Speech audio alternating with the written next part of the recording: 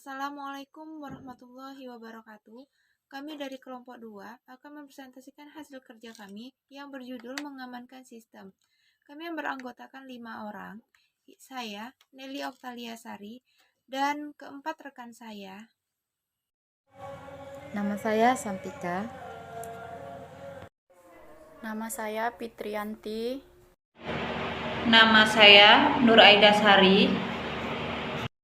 Saya Nurmala Sari.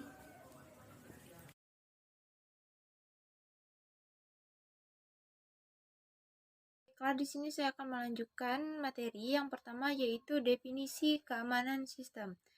Keamanan informasi menurut J. G. Simmons. Keamanan informasi adalah bagaimana kita dapat mencegah penipuan chatting atau paling tidak mendeteksi adanya penipuan di sebuah sistem yang berbasis informasi, di mana informasinya sendiri tidak memiliki arti fisik. Beberapa statistik sistem keamanan. Survei Information Week USA tahun 1271, System or Network Manager hanya 22% yang menganggap keamanan sistem informasi sebagai komponen penting. Statistik atau sambungan. Pada tahun 1996, American Bar Association dari 1000 perusahaan, 48% telah mengalami computer fraud dalam kurun 5 tahun terakhir. Pada tahun 1996, di Inggris, NCC Information Security Branch Survey, kejahatan komputer naik hingga 200% dari tahun 1995 ke 1996. Pada tahun 1997, penelitian Deloitte Tohmatsu menunjukkan bahwa dari 300 perusahaan di Australia, 37% pernah mengalami masalah keamanan sistem komputernya. Pada tahun 1997, PBI kasus persidangan dan berhubungan dengan kejahatan komputer naik hingga 950%. Dari tahun 1996 ke 1997. Yang hanya confiscated di pengadilan naik jadi 88%.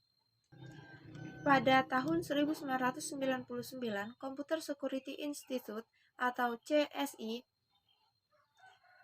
atau PBI Computer Crime Survey menunjukkan beberapa statistik yang menarik.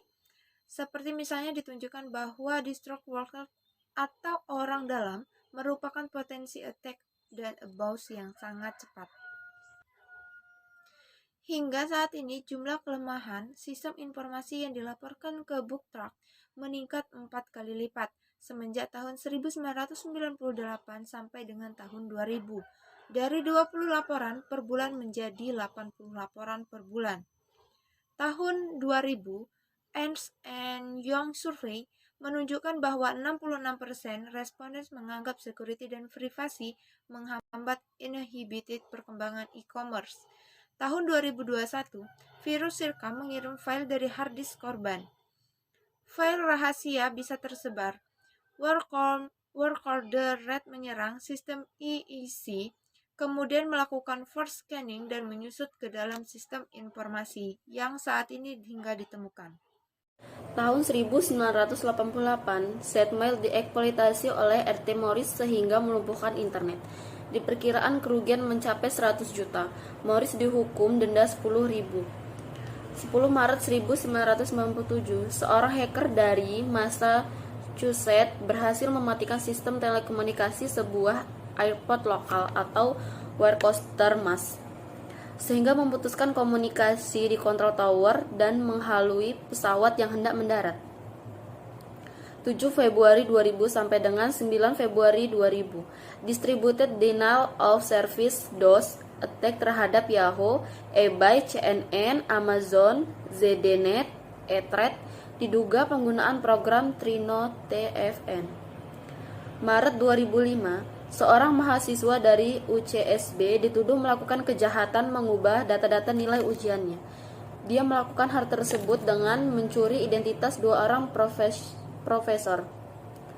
10 Februari 1997, website Deplu diserang hacker Timor Timur.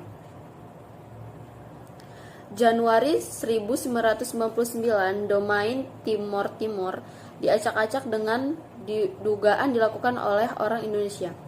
September 2000, mulai banyak penipuan transaksi di ruangan lelang seperti eBay dengan tidak mengirimkan barang yang sudah disepakati. Banyak situs web Indonesia termasuk situs bank yang diobok-obok deface. 16 April 2001, Polda DIY meringkus seorang charger di Jogja. Tersangka diringkus dibantu dengan barang bukti sebuah paket yang berisi lukisan berharga 30 juta. Juni 2001, situs plesetan klikbca.com muncul dan menangkap PIN pengguna klikbca.com. Oktober 2001, jaringan PCAT BCA terputus selama beberapa jam sehingga mesin ATM tidak dapat digunakan untuk transaksi, tidak diberitakan penyebabnya. Oktober 2002, web BRI diubah deface. Maret 2005, Indonesia dan Malaysia tersebut Pulau Ambalat. Hacker Indonesia dan Malaysia berlomba-lomba untuk merusak situs negara lainnya.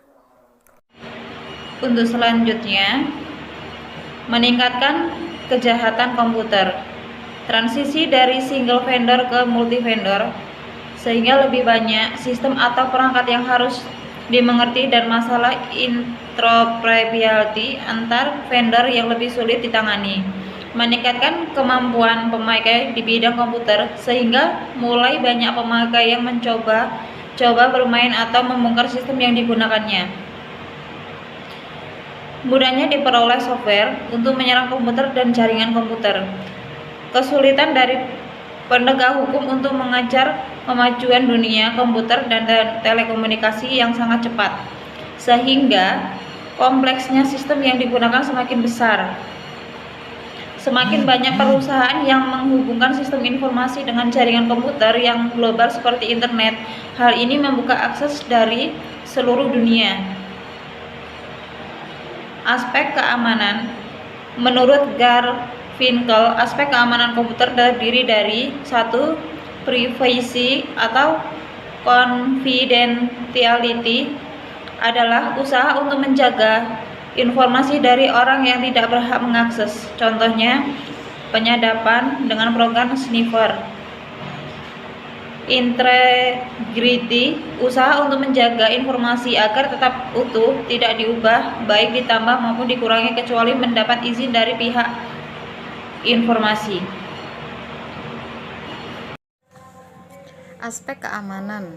Menurut Garfinkel, aspek keamanan komputer terdiri dari 1. Privasi atau confidentiality, usaha untuk menjaga informasi dari orang yang tidak berhak mengakses. Contoh serangan yaitu penyadapan dengan program sniffer, dapat diatasi menggunakan kriptografi dengan enkripsi dan deskripsi. Yang kedua yaitu integrity, usaha untuk menjaga informasi agar tetap utuh, tidak diubah, baik ditambah maupun dikurangi kecuali mendapat izin dari pemilik informasi. Contoh serangan yaitu virus maupun Trojan horse, dapat diatasi menggunakan enkripsi dan digital signatures.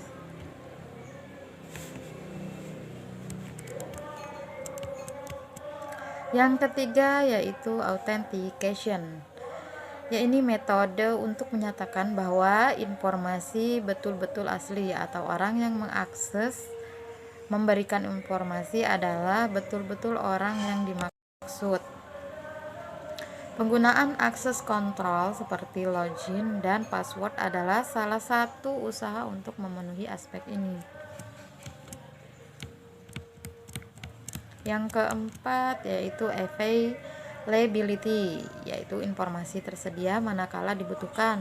Contoh serangan yaitu DOS attack dan Mabel bomb.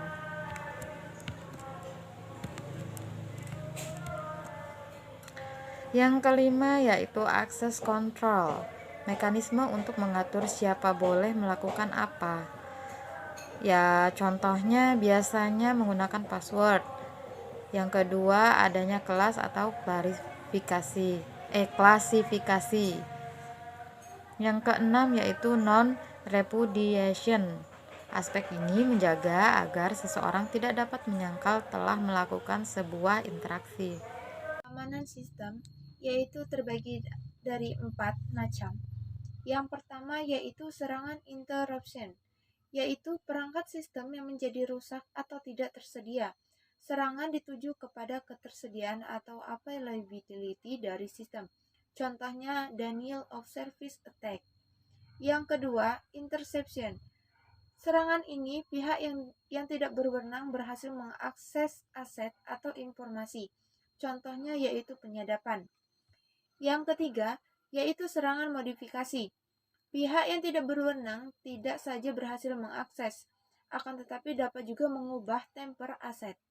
Contohnya mengubah isi dari website dengan pesan-pesan yang merugikan pemilik website. Yang keempat yaitu serangan fabrication. Pihak yang tidak berwenang menyisipkan objek palsu ke dalam sistem, yaitu contohnya memasukkan pesan-pesan palsu seperti email palsu ke dalam jaringan sistem komputer.